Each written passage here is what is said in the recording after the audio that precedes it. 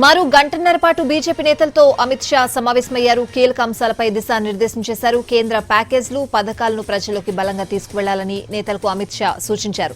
సమావేశానికి పురంధేశ్వరి, బీజేపీ ఎమ్మెల్యేలు, ఎంపీలు, ముఖ్య నేతలు హాజరయ్యారు. మరోవైపు హైందవ శంఖారావం విజయవంతంగా నిర్వహించిన వీహెచ్పీ నేతలతోనూ అమిత్ షా సమావేశం కానున్నారు.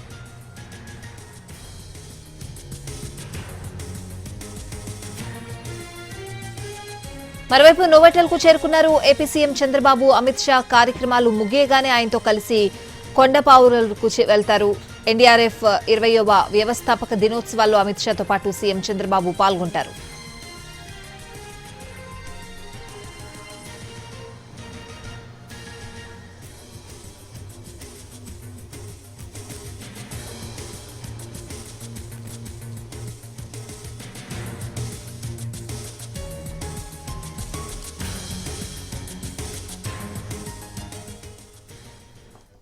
సుమారు గంటన్నర పాటు బీజేపీ నేతలతో అమిత్ షా సమావేశమయ్యారు. కీలక అంశాలపై దిశానిర్దేశం చేశారు అమిత్ షా. కేంద్ర ప్యాకేజీలు, పథకాలను ప్రజల్లోకి బలంగా తీసుకువెళ్లాలని నేతలకు సూచించారు అమిత్ షా. ఇదే అంశానికి సంబంధించిన పూర్తి అప్డేట్స్ అడిగి తెలుసుకుందాం. మా ప్రతినిధి వినయ్ ఉన్నారు.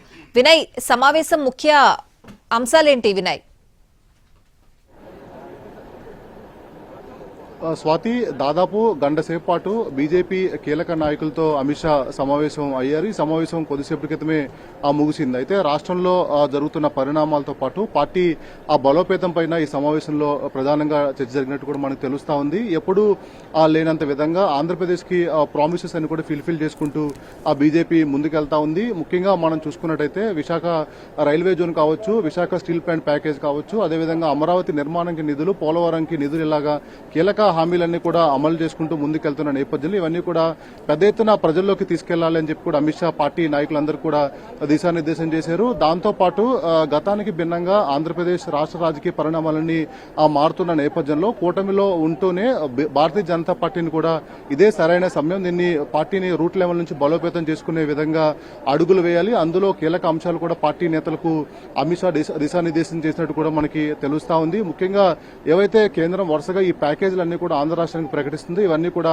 ప్రజల్లోకి బలంగా తీసుకెళ్లాలని చెప్పి కూడా అమిత్ షా పార్టీ నాయకులందరూ కూడా దిశానిర్దేశం చేశారు. దాంతో పాటు మొన్న ఏదైతే గన్నవరంలో జరిగిన హైందవ శంఖారావం సభ సక్సెస్ అయిన నేపథ్యంలో వాళ్ళందరికీ కూడా అభినందనలు చెప్పారు. దాంతో పాటు వరుసగా తిరుమల దేవస్థానంలో జరుగుతున్న ఘటనలపైన కూడా ఈరోజు సమావేశంలో చర్చకు వచ్చినట్టు కూడా మనకి సమాచారం అందుతా ఉంది. ఆ నేపథ్యంలోనే ఆ వ్యవహారాలన్నిటిపైన కూడా కేంద్ర హోంశాఖ దృష్టి పెట్టింది. సీరియస్ గా ఉన్నాము, దీని సంగతి ముందు తీసుకెళ్తామని చెప్పి కూడా అమిత్ షా చెప్పినట్టు కూడా మనకి సమాచారం జరుగుతుంది. ఓవరాల్ గా ఈ రోజు అయితే ఒక కీలక సమావేశం పార్టీ నాయకులతో దాదాపు గంటన్నర సేపు జరిగిందని కూడా మనకి సమాచారం అందుతా ఉంది. ముఖ్యంగా పార్టీ బలోపేతం, రాష్ట్రంలో జరుగుతున్న రాజకీయ పరిణామాలతో పాటు కేంద్రం ఇచ్చే ప్యాకేజీలన్నీ కూడా ప్రజలకు బలంగా తీసుకెళ్లాలని అమిత్ షా వీళ్ళందరూ కూడా దిశానిర్దేశం చేశారు. దాంతో పాటు మొత్తం ఓవరాల్ గా రాబోయే రోజుల్లో పార్టీ పరంగా ఎటువంటి కార్యక్రమాలు చేయాలి, ఏ విధంగా ముందుకెళ్లాలనే అంశాలపైన కూడా వీళ్ళందరికీ దిశానిర్దేశం చేసినట్టు కూడా మనకు తెలుస్తా ఉంది. కొద్దిసేపటి క్రితమే ఈ సమావేశం ముగిసింది. ఆంధ్రప్రదేశ్ రాష్ట్ర ముఖ్యమంత్రి చంద్రబాబు కూడా అమిత్ షా తో భేటీ అయ్యారు. మరి కాసేపట్లో వీళ్ళిద్దరు ఇక్కడ నుంచి